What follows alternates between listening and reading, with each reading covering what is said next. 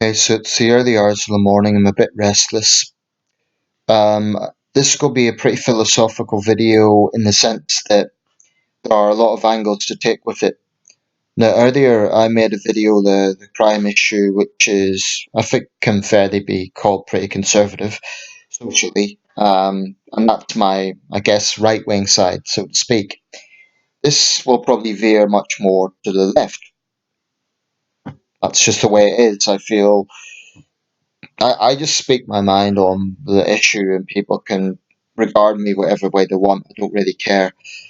I just speak my mind. It's all I can do. I think one thing with this election that's coming up is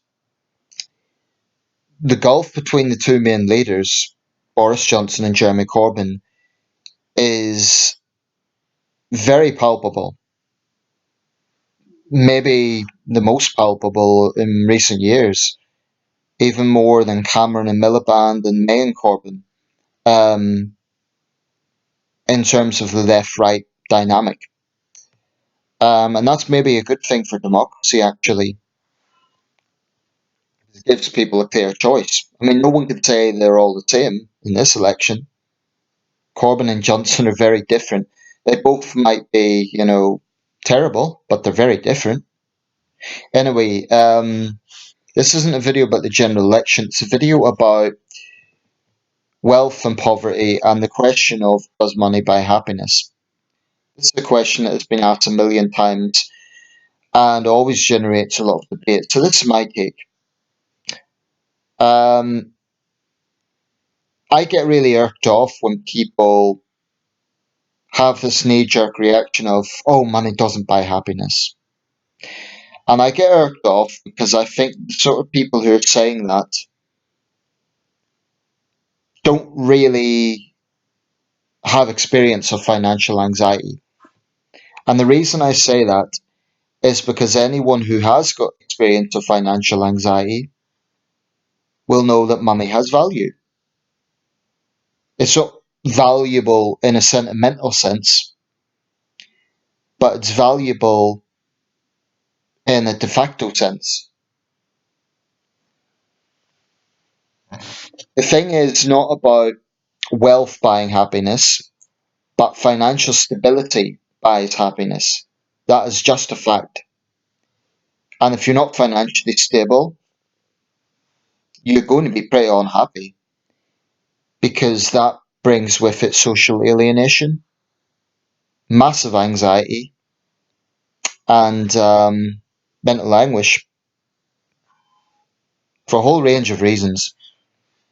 So I think it's perfectly possible to be happy even on a lower income if it's a steady flow and if you are living within your means and you're comfortable within your means. Um, and I think it's also very true that sudden wealth, and we've seen with this with lottery winners, in fact, the so-called lotto lout, Michael Carroll, was in the tabloids recently. He's now apparently basically bankrupt, working as a binman. This is a guy who hit the tabloids 10 years ago for winning in massive jackpots, and he just spent it all on parties and getting his girlfriend silicone breasts, and he was named by the British press the Lotto Lout because of his yobbish lifestyle. Um, he's a prime example of squandering wealth, and you get this. It's widespread in showbiz and in sports. I mean, Mike Tyson. You know, Nicolas Cage. There's many famous people who have had major wealth, and they've Katie Price is another example. She's been in the press. Who have either become bankrupt or fallen on financial hardship, and I think a lot of that to do with the sort of industries that they're in, which are very cutthroat and very, they promote a culture of recklessness rather than good business sense. For example, in the world of boxing, what comes of that? If you're a top fighter, you're going to get the party girls, you're going to get the flashy lifestyle. Occasionally, you get great fighters who are actually quite clever businessmen, and They do invest their money wisely, but unfortunately, a lot of fighters have fallen on hard times because they got successful young. I'm just using that as an example. You could get it in other industries as well. Um, so I totally see that. I can definitely see that wealth, in that sense, doesn't buy happiness. But if we look at a country, the Bhutan, Bhutan's often been called the happiest country in the world. Bhutan's not a wealthy country. It's not at the very bottom of the scale, the way some sub-Saharan African countries are. It would be probably classed as a lower middle income country. So on the scale of things, it's kind of at the lower end, not at the very bottom. So it's not a particularly wealthy country, but the level of happiness is higher than most countries. And I think there's a lot of factors for this. And I think one of the major factors is firstly the public services are very high, so every citizen of Bhutan has access to those public services provided by the monarchy. And also, I think the divisions in society, from what I gather, and I'm no expert on this, but from what I gather in the Bhutan example, are far less than in a country like the UK. Now, the UK is the world's sixth biggest economy, fifth or sixth, depending on the criteria that you look at. Um, and we have one of the biggest wealth poverty gaps among all developed countries. I think it's only the United States that is worse. Um, I mean, for example, compared to, I would imagine, Germany and most of the Nordic states, I think the divisions in this country run a lot deeper, where we have some very wealthy people in the top margin and a lot of people who are really struggling, and then a lot of people who are sort of in the lower income margin, and then the middle class who are also squeezed. But there are a lot of people in this country who are struggling, and yet we're a developed country. Um, so I think when you have a situation, I mean, how anyone can say in Britain that money doesn't buy happiness, yeah, it doesn't buy happiness in itself, but it buys the means for happiness. It does. Because, unless you really are some sort of survivalist, or you really, really meticulously plan it, you will need money for most things in this country to pay bills, or if you're not paying bills, to pay the rent for someone who is, buy food. There's a lot of factors which involve money. Even if you sort of lead a modest lifestyle, like you don't have any indulgences, you don't drink, you don't smoke, um, you still have to buy food. So my point is, money is an absolute necessity. And the people who say, "Oh, money doesn't buy happiness," they still have money. That's what they fail to grasp. They have money. They may not have a lot, and they may be happy with the regular stable flow that they're getting, which isn't massive, but the point is it's stable. So what I would say is wealth doesn't necessarily buy happiness, but stability sure as hell does. And if you are not stable, I'm not even talking about the people at the very bottom, i.e., the homeless. I mean, if you're not financially stable, if you're unemployed, if you're not stable, um, you're going to be pretty unhappy because of the anxiety, because of the social alienation because you can't go out, you can't, travel places to see people. It does affect your social life. So, and yeah, a lot of this has come from personal experience. I don't want to go into huge details here because, this is pretty raw and a lot of these things are personal to my experience, in fact, right now. And I don't want to go into huge details in a video at this point, but suffice to say, I know what I'm talking about. And so I don't think it's a case of being jealous of the rich, exactly. But I do feel that when I hear really wealthy people say things like, oh, well, wealthy people work harder.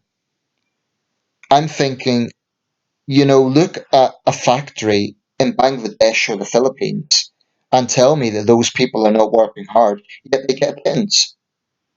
All over the world, there are millions of people who work themselves raw to the bone, and they're either just getting by or they're pretty poor.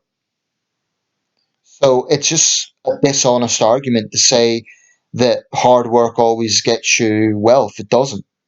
Yeah, that may be what has got those people wealth. That may be their experience. But the point is, there are a lot of people who work very hard, who work all the hours that God gives them, and they're still poor.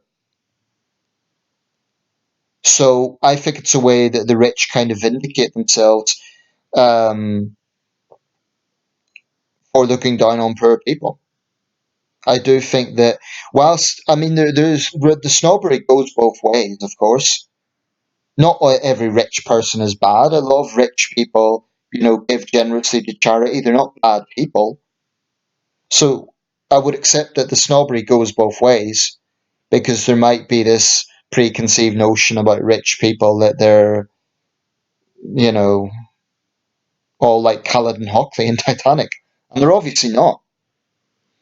But I do think a lot of rich people have that fundamental survival of the fittest mindset. And the left wing side of me deeply resents that. And it's what I deeply resent about the Conservative Party because they have a mentality of, they talk about aspiration and opportunities. Great, those are great things. But they fundamentally don't understand. Earlier I was attacking the left for not understanding victims of crime. Well, I don't believe that the right really understands the mental anguish and alienation that comes from poverty.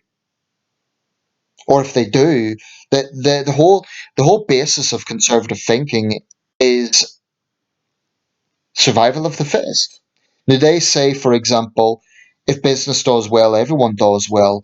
I'm not against business doing well, but it doesn't exactly always follow. I mean, it doesn't follow, for example, if big businesses are given tax cuts and that doesn't help those at the bottom of the ladder get within that business.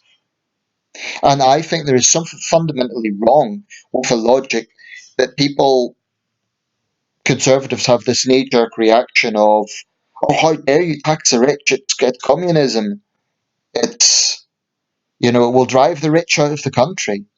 And they get so outraged about that they have no problem with, excessive penalisation of welfare claimants who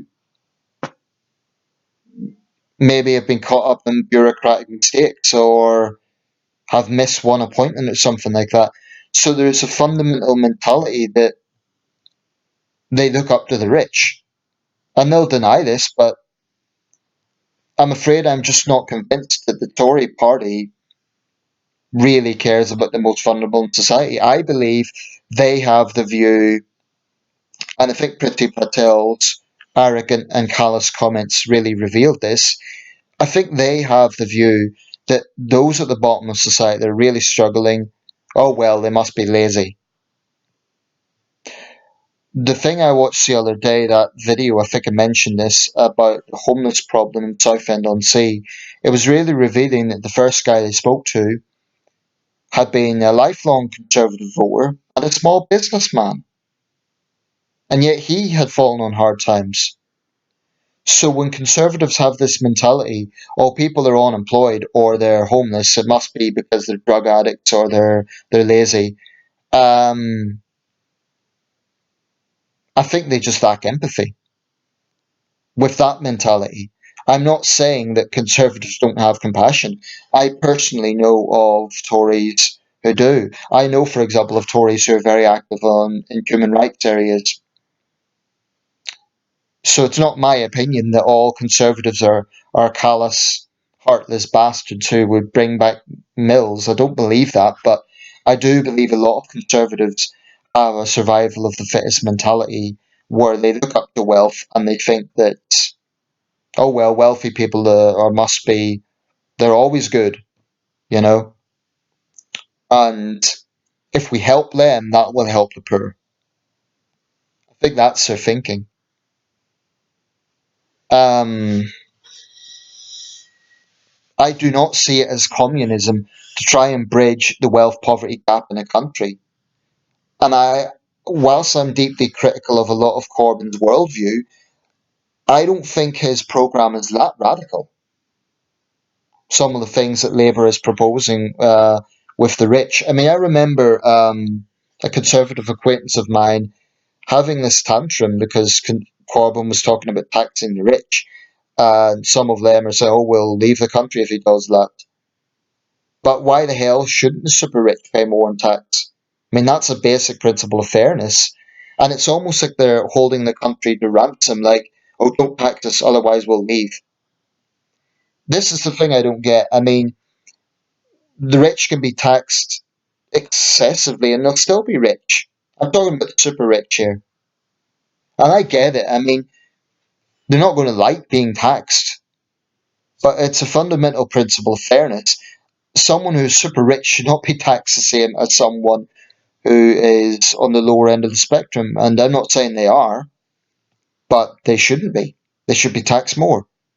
That's just obvious. It's just fairness because they have the means to pay more. I don't think Corbyn's proposing communism at all. I'm troubled by a lot of his worldviews, but domestically, in the economic sphere, if a Corbyn government um, brings a lot more fairness to the way that, for example, claimants are treated, that's something I would seriously look at. I absolutely don't trust the Tories in that regard. You know, browsing their manifesto earlier, they're going to apparently limit the amount of interrogation, as I would call it, that disabled claimants get. But, you know, it's too little too late. It's meaningless. It's utterly meaningless. They've been doing this for 9 years. The DWP has been weaponised to punish the unemployed. That's what it is. Corbyn was right when he said it's become a cruel organisation. That's what he intimated. Don't think, I'm not sure if he used his exact words, but that was what he intimated. And he's right. It has. It is the 21st century equivalent of the workhouse. People don't want to go to it, but they go because they've no other choice. So, what people need to understand, I think, is that wealth may not buy happiness, but if you're poor in a country like Britain, you're guaranteed to be unhappy. I think you could be on a modest income. I think you could be like not even necessarily middle class. I think it's very possible to be, for example, on a lower income sort of threshold and maybe be content depending on your lifestyle. But I think there are far more people who are in poverty and who are miserable in this country than people who are rich and are unhappy. I mean, I get it. You know, you can have all the money in the world, and if you, for example, are in a loveless marriage, um, you're going to be unhappy. I understand that, but money, you know, not having financial worries, for those of us who have experienced that, it's not a jealousy of wealth. I mean, if someone told me, Nathan, you're going to be a billionaire tomorrow, I honestly wouldn't jump at it. And the reason is that's an enormous amount of responsibility. Now, if they told me you'll get 100,000 tomorrow, that's a very different thing because that's a quantifiable figure. I know what I would do with 100,000. 5 billion would scare me, to be quite honest. And I think most people, in fact, I believe the National Lottery these days are offering to pay out people rather than in lump sums in like installments. And maybe that is a more sensible way of doing it. To say, for example, someone wins 1 million in the lottery, rather than paying that all at once, give them 100,000 every 5 years or something. which is still a massive amount of money. But I think the fundamental thing when it comes to happiness and money is the absence. For me, I'll try and simplify this. For me, happiness and money is the absence of financial worry. And you cannot convince me that if people have financial worries, you cannot put that line to the more money doesn't buy happiness if someone has financial worries, because the thing they need is money in order to give them the resources for happiness. So it's almost an insult to say that money doesn't buy happiness to people who are in that position. And like I said, I don't want to go into personal details, but I'm very far from financially stable right now, and every single day I have profound anxiety about it. It may be that at a future point in my life when I'm in a much more stable position, I'll be able to be a lot more candid about this. But it's very personal, so I'm just kind of touching the surface to give you an idea.